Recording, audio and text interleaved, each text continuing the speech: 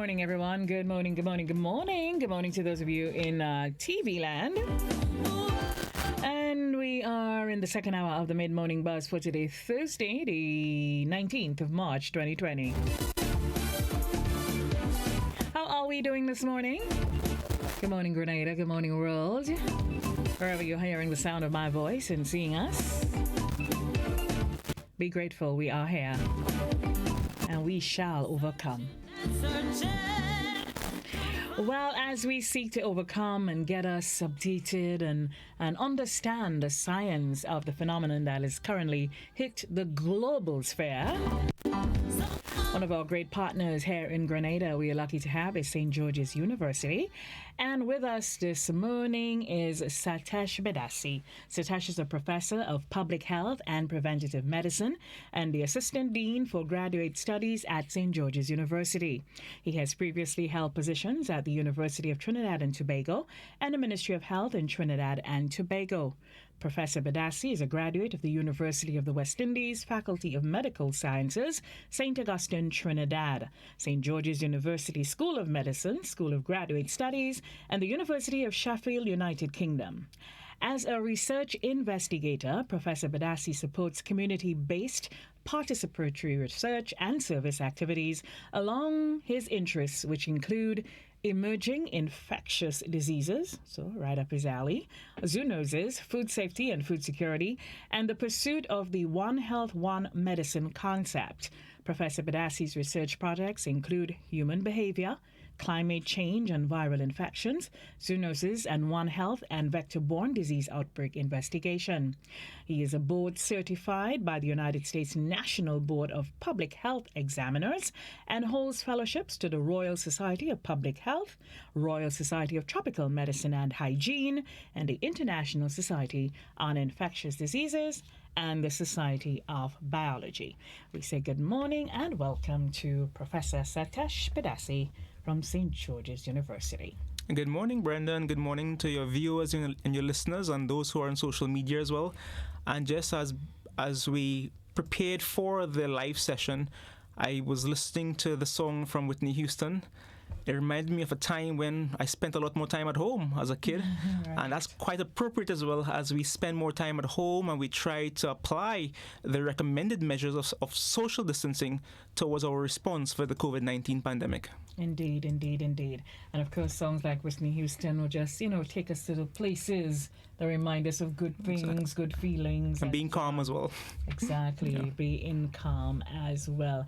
And interesting, as I read your bio, I noticed that you have done research projects including human behavior. Yeah. Let's start there this morning because, yes, it is what it is. And just this morning on NBC, I saw New York's governor, Andrew Cuomo. He's saying that, yes, the virus is here. Yes, it's going, it's kind of just morphing in the United States and multiplying. But his biggest concern is human behavior. And so let's just talk about the ranging emotions and how we are reacting to all of this. Is it normal? What is it? Well, human behavior is quite complicated, as we can appreciate. But human behavior spans many aspects of this particular pandemic experience as it relates to even potentially the origin and the cause, as well as how we respond to the pandemic as well. As it relates to our response to the pandemic, it's very much connected with that of human behavior. Some of the recommended measures include our own personal hygiene and sanitation practices, as well as the aspect of social distancing in terms of how we can reduce the likelihood of exposure to the main source of the virus, which includes persons who are actually carrying and potentially transmitting the virus as well. Now, behavior, from my understanding, is an outcome. It's an outcome of a series of mental and experiential processes. The social scientists speak about the idea of knowledge, attitude, perception, behavior, where our behavior is based on our attitude and perception towards something. And our attitude and perception is based on our knowledge and experiences. Now, in the context of COVID-19, our knowledge is developing. a lot of our attitude and perception is based on fears and concern. So our behavior is resulting based on that combination of interactions. The idea now, through the medium, for example, through the media and other aspects, is to inform the knowledge based on experiences to change attitude and perception towards applying the healthy behavior. So in the case of New York, for example, or anywhere in the world, including in Grenada, the recommended social and personal behavior measures require for a change in attitude and perception, and that comes with knowledge. Right. Well, it's kind of it's just a little weird as well because you mentioned experiential and so on. There's really no precedence. This is just new. So in terms of how people are reacting to this. Exactly. So little to no experience can evoke fear and concern, and then you behave accordingly as well. But while we have no exact experience in terms of previous experiences, we have some historical references as it relates to emerging infectious diseases, as it relates to diseases of pandemic potential as well. So we can potentially draw reference to that as well and allow that to inform some of our measures going forward. So again, just as we're learning more and we're hearing more about this COVID-19, coronavirus is quite a romantic name, but COVID-19, let's stick with to show the seriousness of it. What really is it? What is this virus? What is this strain of COVID-19? What is it? So COVID-19 is a coronavirus, and corona it essentially means a crown. A crown with some spikes as well, and the virus structure denotes that crown and spike-like type of external surface.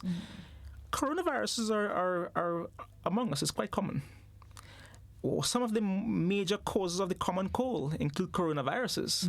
However, we've had some experiences in the past and currently with COVID-19 where the coronavirus can be of a modified form. For example, we've had the sudden acquired respiratory syndrome, SARS, in 2002-2003. That was a corona-like virus. We've had MERS, Middle Eastern Respiratory Syndrome, which is a coronavirus as well. So we've had some common examples of the common cold type of outcomes, but we've also had some more significant disease-causing and pathogenic type of coronaviruses as well. Right. Interesting. And the common symptoms and how is it spread? Because it seems like we're learning something new every day. Exactly. So what are the most common symptoms? So indeed, there's a lot that we know and there's a lot that we do not know. So it's a developing process for us. To find out. Exactly. That's why it's important for all of us to first of all locate a reputable source of information and keep ourselves up to date on a regular basis as well as we engage in this experience. Now, in terms of the common symptoms, first of all, I would think the most common symptom is no symptom. And that's important for us to understand. Interesting. Because the majority of persons who are exposed to the coronavirus will have no symptoms. That's a concern. So just because we think that we're healthy doesn't mean that we're not involved in the transmission itself. But if you have symptoms after exposure, and that symptoms usually on average begins about 5 days after exposure on average. It can vary. But within 14 days, certainly you will have symptoms if in fact you're exposed and you are developing symptoms. And these symptoms can include a fever because it's a viral infection. So part of the body's response as a virus itself is to mount an inflammatory response. And that comes with a fever. You'll also have localized type of symptoms because the virus has a predilection or preference to your respiratory system. So with that inflammation in your respiratory system, you will have a cough as your respiratory system reacts to the inflammation. And then with inflammation, you will also have difficulty in breathing as well. And that's the three main common symptoms. You have other symptoms that can potentially develop, but that's more specific sometimes to different individuals. But fever, cough, and difficulty breathing are consistent with the early and initial presentations of COVID-19. Right. How is it spread? So persons who are exposed to the virus, they can potentially shed the viral particles. The main avenues for shedding the viral particles will be through the upper respiratory system, which includes your mouth and your nose. So the virus can enter and it can also leave the body Right. through the nose and mouth. And through the mouth, for example, can be through a cough. And then through the nose and the mouth as well, you can have a sneeze. Now, if you look at a cough and a sneeze, and if you examine, let's say, the side view of a cough and a sneeze, with particular light and background, you will see a lot of spraying of droplets. Right. These droplets are I just chuckled at the side view of a cough and a sneeze. Right. exactly, and when you look at that, the content of that mist-like type of expulsion Right. from the nose and the mouth, that contains a lot of droplets, like mucus droplets, as an example, and within those droplets includes the viral particles. Right. So wherever those droplets are projected to, usually it's projected to less than 6 feet in distance. So if you have someone within that space, they can potentially be exposed. Surfaces can also be exposed as well to those droplets. And the droplets, for the most part, includes a medium that can contain some moisture, for example, as well, which can support the presence of the virus for some time. The time varies, but some reports suggest that this virus can persist in particular surfaces for a few days as well.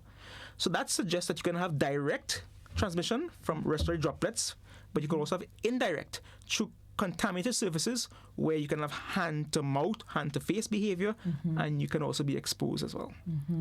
Why is it must be, because I know a lot of folks, I mean, even some people who just living in another world, they seem to think, well, what's all this story with washing your hands? But just kind of explain for us, Dr. Badassi, the connection with the virus, the way you contract it, and on mucous membranes, that connection. Sure. So the whole idea of our hands is that as a reflex, as a mannerism, a lot of us, including myself, I will admit, tend to locate our hands very close to our face. And that's a subconscious behavior as well. Yeah. So that's one aspect. So hand to face, hand to mouth is quite a normal type of behavior. The hand is a surface, and this virus can potentially lodge or locate itself on our hands through surfaces, etc. And then once the hands gets to the face, especially through the mouth, the nose, and potentially even the eyes as well, these regions contain mucous membranes, as you noted. And mucous membranes include a surface, and that surface has cells. We call them epithelial cells. Right. These epithelial cells also contain mucus as a membrane, and this mucous membrane provides moisture. It provides opportunities to adsorb different particles, including the virus. Now, I mentioned as well that the virus has a crown and it has spikes. So these spikes on the crown also supports the ability of the virus to attach to many surfaces. Right. Whether it's an inanimate surface like a desk or tabletop, or whether it's your hand, or whether even if it's after contact, your mucous membranes in your mouth, in your nose, and potentially your eyes. Interesting. And what you're just describing there is through the nose. What is found in the membranes is a perfect, let's say, breeding ground. It's a very good medium. It's a very good medium because that medium of the mucous membrane includes a thin layer of cell, it includes a mucous lining, and that mucous lining is moisture, and some what we call like lipids like fat cells as well. And these are some of the conditions that the virus actually prefers to survive in. Okay, right. Before we got into that description there, you did allude to this. People who are not yet showing, Yes. and not yet, what they call asymptomatic, what you doctors call asymptomatic, can they spread the virus? Of course, yes. And that's probably one of the main concerns, where we have a lot of persons who are potentially exposed. They're not displaying any signs and symptoms. They may have traveled as well. And they can potentially shed the viral particles in the environment. And that's concerned. This is why I would like us to think that we're all potentially at risk. Yes. At least for being infected. Yes. So if we all think that way, then the measures of social isolation, of hygiene, applies to every one of us. Right. It's not just those who are displaying symptoms. Okay. All right. Listen, how do we protect ourselves? Yeah. Well, my first response to that is receive the correct information. Yeah. That's one way, because information again informs behavior. Correct. So if we are to locate reputable sources, which includes the Ministry of Health in Grenada, we have wonderful colleagues there. Some of them have been my classmates, some of them have been my students. I know they're working very hard as it relates to preparing and ensuring that Grenada has the appropriate response, which it does. It's aligned with the standards of the World Health Organization as well. So information is key. Also, remember that a virus is a concern, yes, but for the healthy person, a virus is just another infection without even having disease conditions. So remaining healthy is one, and building your own health, your immune system. That includes rest. That includes nutrition. That includes exercise. Now, within the context of social distancing, that may be a concern in terms of how do I exercise? Right. How do I obtain appropriate nutrition? But that, I'm sure we have a lot of different local experiences. Even you can refer back to your parents, grandparents, etc., in terms of how they can actually obtain nutrition and exercise within some isolation. I understand that there's a lot of fish being sold right now at a very good price. Excellent price. Mangoes coming in season. Yes. So we have a lot of opportunities here in Grenada as well to actually have the right nutrition. And with the social distancing, you can walk alone. That's right. And that's exercise. You can walk alone. So there are a walk lot for miles alone. Actually, the beach empty these days. That's right. Even if you go onto YouTube or other avenues, you can find many different exercise activities you can perform even at home. Right. So certainly remaining healthy is important. Information, remaining healthy, but then also the hygiene, sanitation. Absolutely. We speak about washing hands, and you will think that is a standard and that's given. But even as we have developed more and more as a society, as humans, hand washing is still not necessarily where it should be. And this includes whether it's healthcare providers or otherwise, the length of time, the surfaces that we cover with our hands as well. Fingertips are important as well. Yeah. And because we use our hands for so many contact, whether it's money, whether it's surfaces, whether it's interpersonal, the hand is the main surface for us to be concerned about. So hygiene is critical. Now, the aspect of social distancing is also important. And let's take a scenario where if we know, for example, if you receive the virus, within 14 days that virus is gone from your body, if you remain healthy. Now, for those who are symptomatic, etc., they will have to be treated, and usually successfully, that virus is also gone from the body. Right. So if for 14 days, if we all think that we're potentially exposed, within 14 days, we're no longer carrying the virus. We're no longer able to shed that virus into the environment as well, no longer able to transmit that virus. So the aspect of social distancing, as catchy and as popular the term is probably one of the main modalities, forms for us not only to prevent but to suppress or restrict the existing outbreaks wherever it is occurring right now. Right. Well said. If I think I have COVID, right, because sometimes, you just think things are happening and so on, and you think, what do I do? Well, you will think that you have COVID-19 by potentially having symptoms that are common, which includes fever, I could cough. just wake up and think I have it. Well, if you think of it, as you should already have been doing, socially isolate yourself. All right. That's what, even if you think it. And also take measures in terms of preparing your own health and well-being, hygiene, sanitation, and probably observe for any of the known common symptoms. And if you think that you are actually developing the symptoms after initially think that you may be exposed, then our colleagues in the Ministry of Health, you can contact them. We have hotlines for that as well. Yes. I can contact them, and then I've been working with them over the past couple of days, and I know that they're even interviewing persons through contact tracing in terms of understanding your potential contact, understanding your signs and symptoms, maybe through self-quarantining. We can see how it develops over time, and if necessary, then we test as well. Wonderful. To determine. Wonderful. At 11:30, we'll start to take your phone calls. Those of you on social media can post your questions there as well, and on WhatsApp, so Facebook, WhatsApp. Those of you on the telephone, you can call in 435-2041 if you have any questions or concerns you want to raise with Dr. Badassi. Let's make use of him while he's here. We've seen as the days progress, as the experts are starting to actually interact with the virus because more and more people are becoming infected.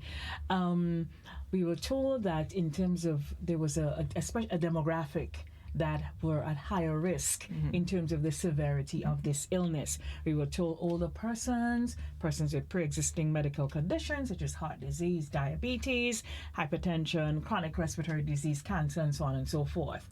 And only this morning I saw something from the WHO because Italy and France are reporting into them that they're now seeing a lot of younger people with this.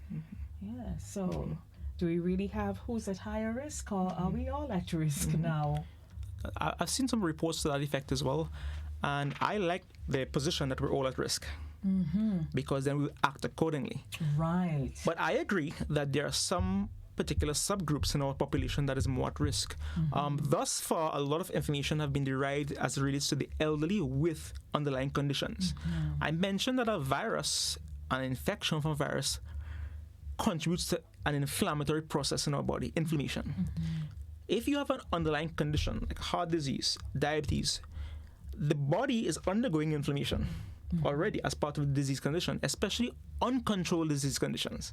Okay. Now, if you already have a disease process occurring with inflammation and you have a virus that's adding to the inflammatory process in your body, that exacerbates. It worsens the underlying condition as well, to the point where controlling it even becomes more difficult. And that's the severity. That's where a lot of the significance of managing these cases carefully comes in as well. Okay.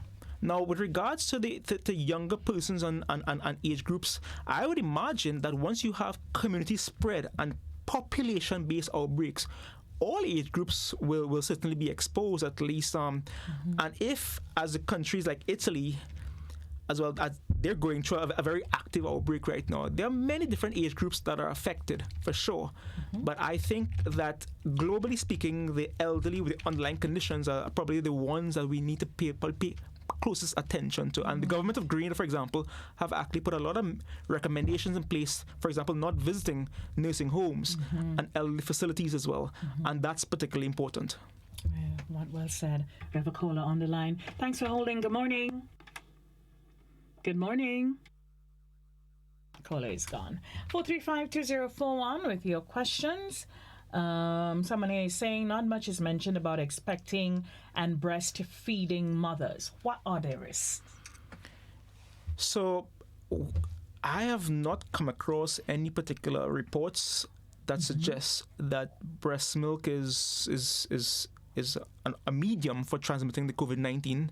What I would indicate, though, that breast milk is very important for the health of a baby, and we want to maintain that as well, for the health of the baby as well. And of course, you will apply whatever regular sanitation practices you will use in the event of any type of breastfeeding practices.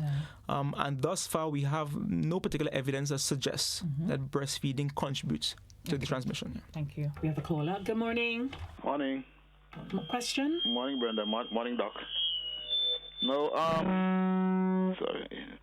At first, Just be quick with the question. We want to get as much people in as we can. I know. At first, Doc, right? There was information that thing was originated in China, right? And a couple of months ago, is that okay? There was another set of information saying America accusing China, right? Then China accusing America. So where this thing really starts, right? What's the real truth about it? And the next thing is, right, is that I think, okay, from since the Questions only. Yes, Questions only. yes, I know. From since the Spanish influenza, all these things from that time come right down have one thing in common. They all act and react the same. So I find there is something real strange about these things. It's real strange. So those are some important points, and I actually value this discussion as well because it's the prevailing type of discussion that's occurring in society as well. So my understanding, first of all, is that I consider COVID-19 to be a global disease. Yeah. I don't necessarily associate COVID-19 with any particular one geographic location, but there is evidence, of course, that there is an original source. Now, the earliest reports we've had of COVID-19 has been from the Wuhan, China region as well. But I want to make the point as well that we have had many outbreaks of infectious diseases from many parts of the world. The idea of many of these emerging infectious diseases have to do with the adverse interactions between humans, animals, and the environment. And that occurs in many locations. For example, we had the influenza type A H1N1 pandemic or swine flu in 2009. That originated in Mexico as well. So any geographical location where you have the animal reservoirs and you have spillover into the environment and people, you can potentially have outbreaks. In the case of COVID-19, it has been sourced from Wuhan, China at this particular point in time. But certainly it's a global disease for each and every one of us to attend to. His point about the behavior of the viruses, since the time you noted. So viruses continue to change. He mentioned Spanish flu actually in 1918, and that was reported, and the history suggests that was a major pandemic. Hundreds of millions of people were affected, and tens of millions of persons would have died as well. There are a lot of changes that have happened since 102 years. We are living longer. We're a bit healthier as well. But at the same time, since that time, we've had many other influenzas and many other coronaviruses and many other outbreaks as well. I think understanding that viruses themselves change. In fact, this COVID-19 virus is a variation of SARS. We call it SARS-CoV-2 version. So even this coronavirus, so the virus changes and society is changing, population density is greater as opposed to 100 years ago. So there are many factors which is contributing to changes in how viruses actually impact society and population as well. So viruses, this is controversial, but viruses in a way kind of impact the depopulation of the world. So that's one perspective as well, but also note that even since COVID-19 was reported, we've had many more deaths from many other disease conditions and burdens in this world, even during this time. So while there's a lot of death and disease that's attributed to COVID-19, there are a lot more people that's dying from the regular disease conditions, which include heart disease, cancers, strokes, environmental exposures, road traffic accidents, as well. So as a cause of death, it is at this particular point in time is heightened because we are in an outbreak. Right. But in terms of as a mechanism for depopulating, for example, we have other challenges to address that response to that aspect. We have another caller with us, and yeah, you're right, because the newly released numbers also show that more people are surviving. Of course. Yeah, than dying. Of course. Yeah. Good morning. Exactly. Good morning. Many people surviving. This thing is diffusing in the air, right? So then people don't have to get panic on anything. So Okay. Question, Mr. Bedo? no, there is no question. Your comment. Okay. That's right. Yes. Well, yes. I mean, this thing is diffusing, right? So people don't have to worry. All they have to do eat good food and enjoy themselves. So then back to you in the air. Thank you. So I just want to make the point, though, it's in the air via respiratory droplets at this point in time. There are airborne viruses which persist in the air, for example, chickenpox. Right? Yeah. So chickenpox is highly contagious because it's in the air. It persists for a long time in the air, and as you enter a space or as you walk through, you can be exposed to chickenpox in the air. But the only time this virus really spends in the air is through the propulsion or the exit of respiratory droplets from coughing and sneezing. Right. Yeah, that's the only So airtime. it's not airborne. It's not airborne. Right. Thank you for that. Good morning. Citizen Baptiste, good morning. Good morning to your guests. Morning. One short question here. Doctor, a bacterium, is a living organism. Is that correct? Correct. Is a virus a living organism? Thank you. That's a good question. So a virus by itself is what we call biologically inactive. Okay. A virus is also described as an obligate intracellular pathogen. It's obligate, it requires cells to be biologically function. Wow. So a viral particle on this tabletop surface is just another particle. But that viral particle in my respiratory cells, that can be active and elicit infection, inflammation, and disease. Interesting. So it does need It does need host cells, yeah. hosts. Interesting. Good morning. Good morning, Brenda, and morning to your guests. There's a few questions I want to ask. One, it had to do with reinfection. A few weeks ago, I heard in Japan of somebody who had contracted the virus, we got it again. What risk people need to be aware of, even if we were to come into contact with and we are infected? That's one question. The other question I have to deal with, in terms of, we're talking about the physical aspect of things, but what about this emotional, psychological aspect? I don't think we're really handling much of that, because I think maybe most suffering will come from the emotional and psychological effects. And finally, I think it might be good if we put health and safety and the well-being of people as the number one priority right now, rather than trying to balance the economy and that kind of thing. Because to me, if certain countries, and including Grenada, had taken early steps, notwithstanding what we have done in the last couple of weeks or so, we might have been in a better position, less frantic, like people are confused. And how do we get to people who really need to hear that?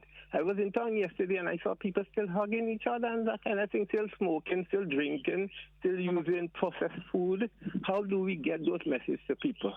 And also, finally, I'm saying, the people with who are vulnerable, the disabled and others, how do we help them in this time? Thank you. Thanks for questions. A couple of very important points raised there.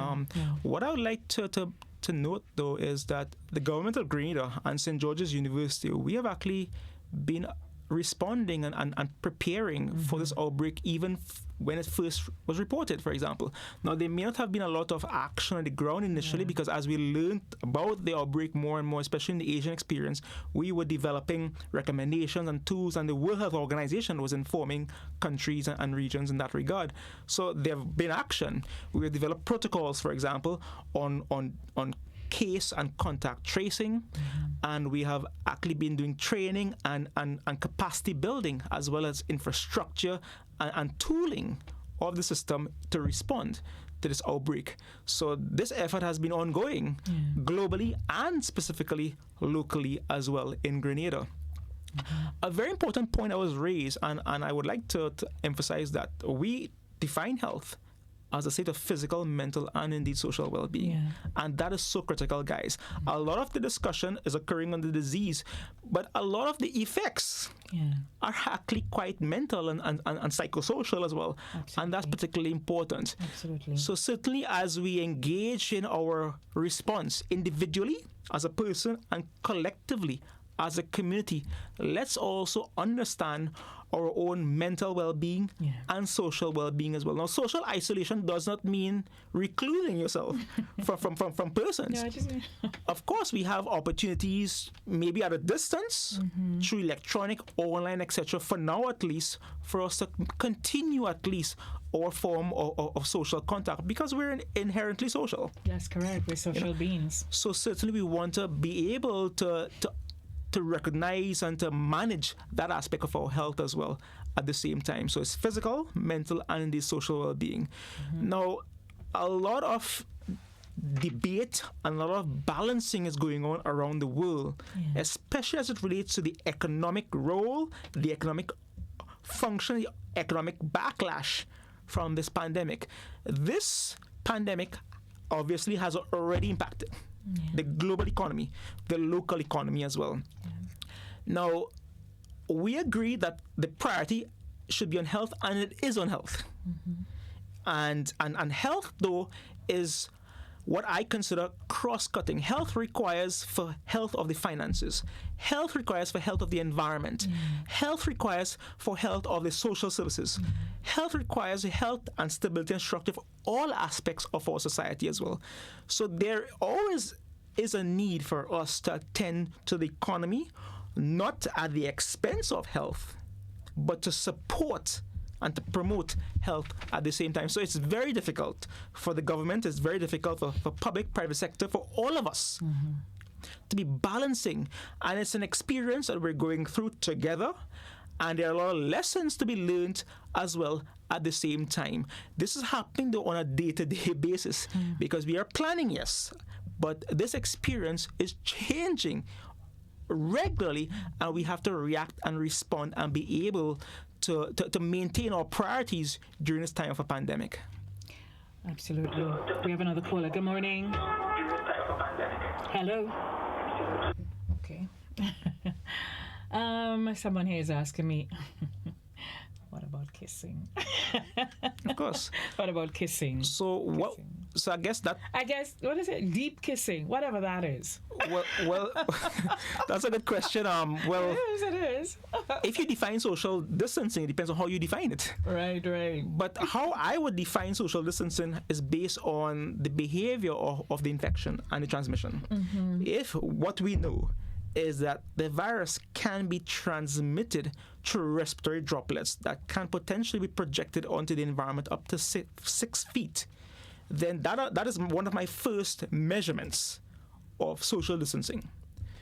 Can you kiss beyond 6 feet? Maybe digitally, electronically, I'm not sure, but that's for individual and an interpersonal decision. But the reality is, though, that even within couples, within families, be very mindful about the requirement for that type of physical distancing as well, which does include other forms of displaying affection, such as kissing. Okay, all right, good.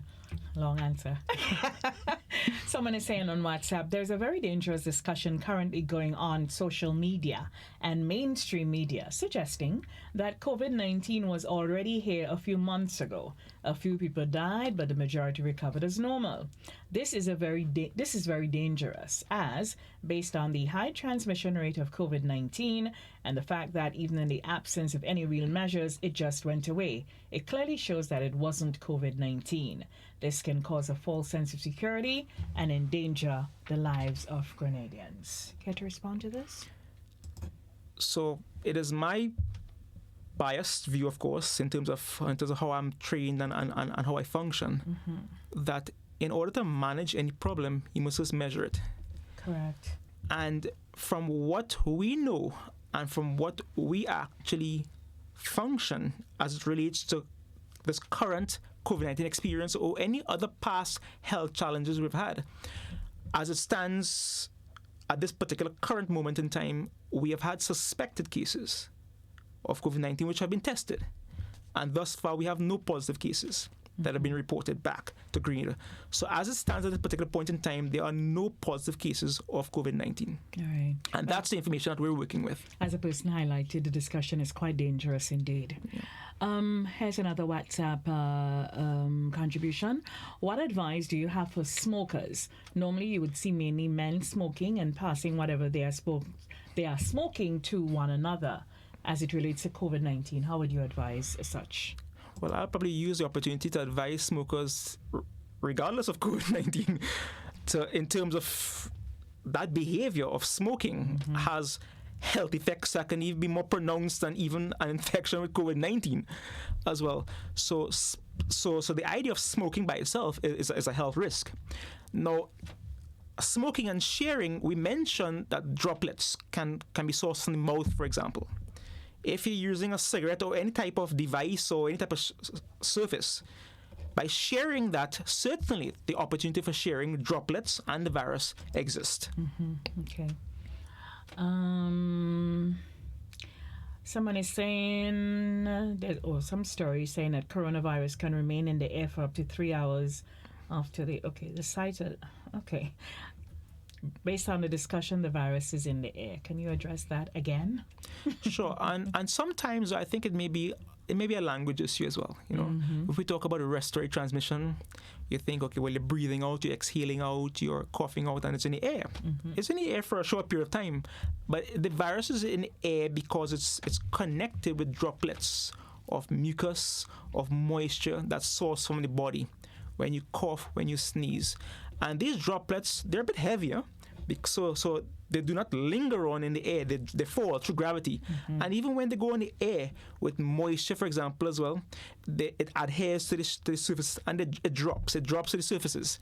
It drops to your tabletops. It drops to wherever that your hands may be in contact with. So our concern is that it can be expelled from the body for a short distance of up to about 6 feet, but we're very concerned as well about whoever is in that range of space or 6 feet, and certainly the surfaces that you could potentially indirectly be exposed to as well. So it is not categorized as an airborne virus. It's not. We have examples of airborne viruses, like chickenpox, as I mentioned, but not for COVID-19. It's respiratory droplet borne and not airborne. All right. Thank you for that, because we just seem to be getting that a bit airy. We're quickly coming down to the close of the program. 435-2041, just a repeat of the number. Those of you wishing to call in, the WhatsApp contributions are still coming in. Someone is saying, that was a long one on kissing. I still want to know if I should kiss. The recommendation is no. Yeah, the recommendation is no. No kissing for a while. No kissing for... Social distancing. Oh, yeah. I tell you. How is this illness treated? Because we're hearing many different things are happening and so on as it relates to, a vaccine and medication. And so how is this treating? Sure. So we have no necessary treatment for the disease specifically. That's a viral infection right now.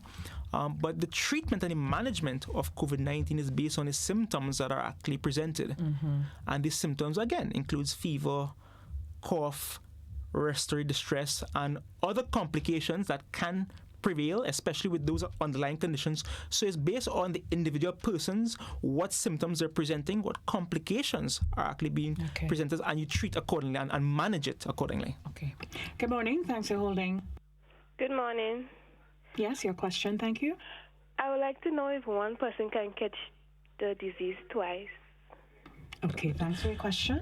We actually have reports where persons have recovered from COVID-19 and then subsequently experience a recurrence of COVID-19. So we have some reports, not a lot, but we've had some reports. But I think we're still fairly early as well in terms of the infection, and more long-term studies will be needed in terms of the long-term effects, the opportunity to be reinfected as well. But we have reports, so the possibility does exist, but certainly we need more time to understand how the disease manifests more long-term in terms of the ability to be reinfected once again. Wonderful. Good morning. Your question for Dr. Badassi? Hello. Good morning. Your question. Thank you. Yes. Good morning to you. Good morning to your guests. No, I noted that... Question. We don't have a lot of time. Okay. As it relates to also the protection of the finances and the state of the economy, what advice would you give the authorities as it relates to strengthening the economy to prevent a recurrence of that situation going forward? So I probably took one course in economics in my entire life thus far, and that was more health economics, interestingly. But if I were to make a comment on that, I think that the strength of the economy will be based on the health of the population. Absolutely. So by maintaining the health of the population, that is probably the most definitive approach that you can use to maintain and build on the strength of the economy going forward. That goes without saying. Healthy people, healthy workers are productive people, productive workers, and that is the driving force of any economy. Okay. There's a question here. No, there's a comment here. Good morning. How is it that Cuba How is it that Cuba had drugs? How is it that Cuba drugs developed since 1986 and are able to help this disease? What psychological support our Grenadian frontline COVID workers are getting? So in terms of the Cuban experience and a couple of other regions as well, they have actually been trialing drugs that have been used to treat HIV infection on COVID-19. Now, it's a virus. And virus contributes to an inflammatory process as well. It's immuno. So they have had some reports of different health systems trying actually the treatment that was used, interferon F2 alpha. Is one of the drugs that has been used, and they are receiving some favorable results. But of course, a lot of these drug testing and trials requires more evidence and more data, and that requires a bit more long-term information to make more valid evidence-based decisions. Right. Yeah. Okay. Good morning. Question. Thank you. Yes. Good morning, Brenda. Good morning, Dr. Bidisi. It's good to see your face again. I just have one basic question, and I think a lot of people would like to know. Not speaking of the COVID only, but from where do viruses originate? Where does it come from? Where does the idea of virus, where it's originating from? Right. Thank you, Kola. So that's an important question as well. And what I can suggest to you is that for humans, the majority of the pathogens, which includes viruses, that we are affected by are sourced from animals. They're referred to as zoonotic diseases. These are infectious diseases that can naturally be transmitted between vertebrate animals and humans. So that's one of our main environmental source of viruses, where there is an opportunity, an option of spillover effect. I see. From animal reservoirs to the human population. That's the main source of a lot of our viral transmitted diseases and emerging infectious diseases that we have experienced over the past, let's say, 100 years or 102 years, because Spanish flu was 1918. Right, because the first connection that was made with COVID-19 was at the animal market in Wuhan. And they said the concern was that it had crossed from the animal into the human. So routine surveillance, even at St. George's University, we do routine surveillance in animal species to detect what they're potentially carrying. Now, a lot of reports have suggested that the bats in Wuhan, China, well, they've identified the coronavirus in bats. But bats carry many viruses as well. Yeah, a lot. And not just bats, but maybe other animal species as well as involved. For what we know in SARS in 2003 was civet cats. They were the animal reservoirs for that SARS corona-like outbreak. And then in the Middle Eastern Respiratory Syndrome, we associate one of the animal reservoirs as camels as well. So we do have that animal-human connection as it relates to sharing infectious diseases, including viruses and including coronaviruses. Wow, interesting. We take our final phone call. Good morning. Question? Morning. Hello. Yes, your question, please. Yes. How long does the virus last in somebody? Right, thanks. Thank you. So, if a person is exposed to the virus, it is expected, without any complications, that is, that the course of the virus is a maximum of about 14 days. That's why the recommendation for quarantine is 14 days. Right. But on average, the incubation period, the time in which you're exposed and then display signs and symptoms, is between 5 and 9 days. But what is also important, even if you display signs and symptoms, you can even be shedding before you display signs and symptoms as well. Up to 2 to 3 days before you even develop onset of symptoms, you could have been shedding. And these are all the factors that contribute to the person-to-person transmission, which is allowing for the outbreak to be very successful right now. So routinely, 14 days is a time frame from exposure to the completion of the infection. Now, it can be longer, especially if you have symptoms and complications where the viral infection itself is quite active. Right. In the healthy person, they can process this virus through their body within 40 days, 2 weeks.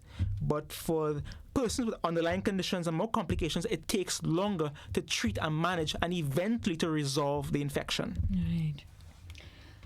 Yep. Well, thank you so much. Thank you for the opportunity. But before you go, though, I must ask you to comment because as the information come out, especially whenever our health officials come out and so on and give information, there's still that amount of skepticism and the feeling that we don't know what we're doing and so on and so forth. And I ask the question against a backdrop of what sort of collaboration is St. George's University and of course your resource having with our health officials, and just your overall view of what's happening and how it's happening. So at a global level, we can observe that the World Health Organization is giving daily press conferences. Yeah. So they themselves are experiencing this pandemic on a day-to-day basis. So the idea of maybe some reservation or the idea of developing your approach and your response is a global trend. In Grenada, we are continuing as well to work and develop our response as well, especially in terms of preparation, in terms of preparedness, because we have no positive cases at this point in time, so preparation is key. At St. George's University, we have been working with the ministry on, across all different types of public health issues. I can recall working with the ministry when Ebola was of global health concern back in 2014, 2015 as well. I spoke to you that time, remember? And then currently, right now, we've been working on dengue fever, but even for the COVID-19, we have actually worked with the government. St. George's University is currently actively identifying what are some of the needs to procure equipment and tools for the health system. We have provided technical support for the Ministry of Health. In fact, over the weekend is the same day for us. We have been working with our colleagues in the Ministry of Health in contact tracing, in ensuring that our protocols are actually being in line with that of the World Health Organization, but with some tweaking, of course, in terms of ensuring that it's locally, contextually relevant to Grenada as well. Just quickly before I let you go, quickly, we're out of time already. Do you think from all the protocols of planning and so on and so forth, and just based on the science available now, with no confirmed cases yet, do you think in terms of the preparations you have made and the things you have instituted, have we bought ourselves time for in the eventuality? Have we? So the protocols that we have established in place, it's aligned with gold standards from the World Health Organization, from the Centers for Disease Control and Prevention. And that's consistent. My concern is not the protocols, is the compliance with the protocols. Yeah. And that goes back to us individually and then collectively as a community. Yeah. So protocols are protocols. Yeah. But it's how you transfer and translate those protocols into action or inaction, as in the case of social distancing. Yeah. That's probably the main key. So it all goes back to human behavior. Exactly. We began with that, and we're ending with that again. Human behavior. Yeah, that's right. Interesting. We didn't plan that. No way. Yeah, it goes back to human behavior. See people at beaches in Florida and spring break. Students on spring break. And oh my goodness. Oh my goodness. I tell you, don't go to funerals. People still crowding up the funeral. We got to keep trying. Definitely. Yeah. Thank you so much, Dr. Badassi. Thank you so very much. Appreciate it. And we shall be calling on you and your colleagues very soon again as we try our best to overcome and ward this off. Appreciate it. That's our program. We've been talking to Dr. Suresh Badassi of St. George's University. Of course, he answered a lot of your questions. Questions are still coming in, but we'll have more of these. So please keep it here and stay tuned, stay informed, and do your best to circumvent. The news is up next. I'm Brenda. So long.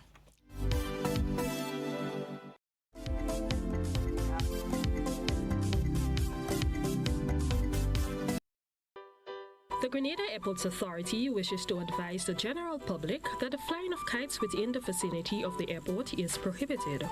Prohibited areas include, but not limited to, Caliste, Frequency, Fort Judy, St. Paul's, Mount